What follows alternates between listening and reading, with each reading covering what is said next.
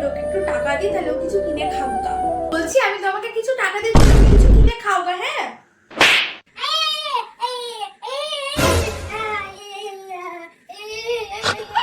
আহারে মেয়েটা মনে হয় সত্যি কথা বলতে পারে না, কি কষ্ট মেয়েটার। বলছি তুমি ফুচকা খাবে?